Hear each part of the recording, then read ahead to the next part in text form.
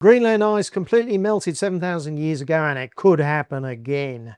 They talk about that complete loss of ice, 500 meters of ice, as, quote, a relatively mild natural warming period. Well, it wasn't. Some of the deep water coral around the Galápagos island, around about 5,000 years ago, totally disappeared for about 1,000 years. Yes, this is actually another fabulous and slightly frightening example of natural climate variability. There's a phrase, a madness of crowds, which comes from a famous book written in the 1840s by a guy called Charles Mackay. When sane, good people in large numbers sometimes go a little bit crazy. He gives examples of some really ridiculous financial bubbles like the tulip bubble and the South Sea bubbles, where a whole lot of people lost a huge amount of money chasing obviously ridiculous financial schemes. And even an interesting one on the witchcraft mania, where people attributed all ill fortune to witches in our midst. Sounds a little bit familiar, I think. Now, I sometimes feel that a lot of scientists, good scientists, get caught up in this, and we're going to give some examples. Now, the good news is that although the scientists in their work get caught up in this climate derangement syndrome, in fact, they're still often doing very good work. And if you filter out the derangement, it shows that, in fact, that the climate change caused by humans is not really a big deal. But ironically, they're showing that the natural climate changes are something that we really need to prepare for. So I picked some examples more or less at random, in the sense that I get a Google feed each day of science papers on climate, and I more or less picked the first 3 crazy ones that popped out, which took about a day and a half. I get so many of these that it really is a madness of crowds. So let's start with this paper, which reported that some part of Greenland has lost ice, completely lost ice 7,000 years ago. Greenland ice completely melted 7,000 years ago and it could happen again. Now, this is a spot where there is presently about 1,700 feet of ice, that's about 500 meters, and it was completely ice-free about 7,000 years ago. Now, that may sound like a long time ago, but remember the Egyptian period was only, let's say, 5,000 years ago. So civilizations were seeing this sort of massive climate change. So what have these scientists actually found? They found that climate change actually had nothing to do with this 500 meters of ice. By definition, I mean, this completely dwarfs anything that we've seen in the last 100 years. But this is where the madness kicks in. They talk about that complete loss of ice, 500 meters of ice, as, quote, a relatively mild natural warming period. Well, it wasn't. It was actually one of the warmest periods of the last 100,000 years, in fact, what was happening there. And it certainly doesn't, you can't take the conclusion that these guys have drawn, which is that this somehow represents a disaster for humans. I'd say that this actually means very little for what human-caused climate change is, except that we're a million miles away from that. But what do the scientists do? Well, they attribute it to humans. It's essentially, there's a witch, let's burn her. And I can understand, because everybody likes to burn a good witch, don't they? Now, the next paper in my feed was another paper on Greenland. Google obviously thought that Peter was interested in Greenland at the moment, and it was Greenland fossil discovery reveals increased risk of sea level catastrophe. So the scientists, again, they drilled down through the ice in Greenland, right in the middle of the ice cap, and found the remains of twigs and insects in the soil underneath the ice. Now, this is going back in time much, much further, 500,000, maybe 1 million years. 2 miles of ice were melted at that period.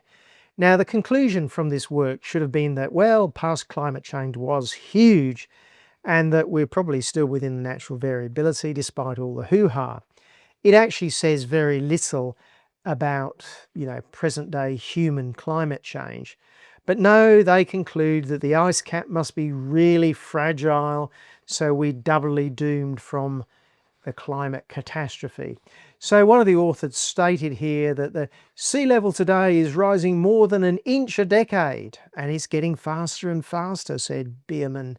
It's likely to be several feet higher by the end of this century when today's children are grandparents. And if the release of greenhouse gases, blah, blah, blah, he said that will nearly completely melt Greenland ice over the next century. Look at Boston, New York, Miami, Mumbai. Take your pick of coastal cities, add 20 feet plus, it goes underwater. Don't buy a beach house. Well, let's have a look at the data on the sea level rise. Now, here's the graph plotted from Ollie Humlem's site. And essentially in the last 120 years, the sea level has risen about 200 millimetres, about 8 inches. There may have been a slight acceleration in the last 20 years, but is that just a natural variation too? But will we really get to several feet higher by 2100? So let's plot several feet on the graph. I think several kind of means at least 3 feet. 3 is the minimum of several, which is about 900 millimetres. Here on the graph. Now, I suppose it is possible that we can suddenly get that, but the sea level really needs to get a bit of a wriggle on if it's going to flood Miami and New York. We can only, no, I don't say that. Now, of course, the comment that not living close to the beach shows how people don't actually believe this hype about sea level or of several feet. Otherwise, the price of waterfront land would collapse, isn't it? So I actually asked Google AI, what is the average premium price for beachfront land? And it said that in Australian markets, this premium can exceed 100%, effectively doubling the cost of land compared to homes just one street back. But these scientists who've actually done some really interesting work uncovering natural variability, good useful work, they've ended up being caught in their bubble, and they recommend burn a witch too. And the last one is about coral. Apparently some of the deep water coral around the Galápagos island around about 5,000 years ago totally disappeared for about 1,000 years. I mean, they go on about the Great Barrier Reef has lost half its coral 5 times, so we've actually got minus 1.5. That's another story. The Great Barrier Reef is actually still there, but these Galápagos reefs have disappeared for 1,000 years, and there was no SUVs, no coal, no cattle burps making plant food.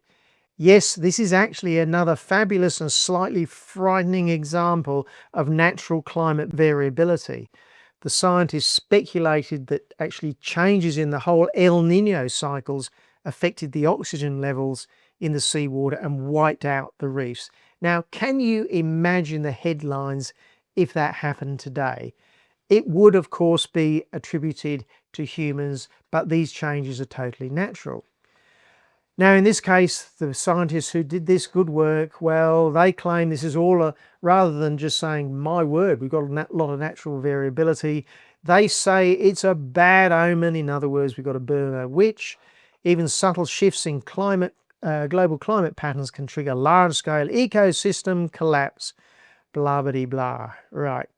Now, of course, this period 5,000 years ago wasn't a period of minor change. It was actually called the Holocene climatic optimum because things were much warmer. Now, as the name implies, the climate was optimal because it was warm. And you may wonder why it's got that name. That name came out, was actually produced, 30, 40, 50, 100, 60 years ago, before we used to burn witches, or at least we had the climate scare.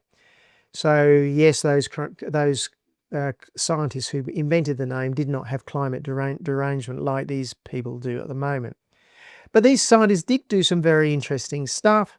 They actually mentioned that we may have very different El Niño regimes nowadays, and that the 5,000 years ago was very low rainfall. And of course, there were no humans. Now, remember, 5,000 years ago was also a time when the Sahara Desert had huge freshwater lakes. Hippos and giraffes roamed around where now there are vast sandy deserts. A long time ago, I was talking to one of my mentors, the great climate realist, Professor Bob Carter, and at that time, I was reasonably worried about human-induced climate change. And I pointed out to Bob that the climate was changing. And he said, well, the climate's always changed. And I said, but I don't want it to change. And he said, well, tough luck, mate, because You're going to have to get used to it. It's what it always does. Now, of course, he said that, look, obviously climate variability is huge and it's going to be huge in the future. We must learn to live with it, prepare our food systems to be able to deal with sudden changes in climate of a few degrees in just a few years, in even less time in the case of big volcanic events.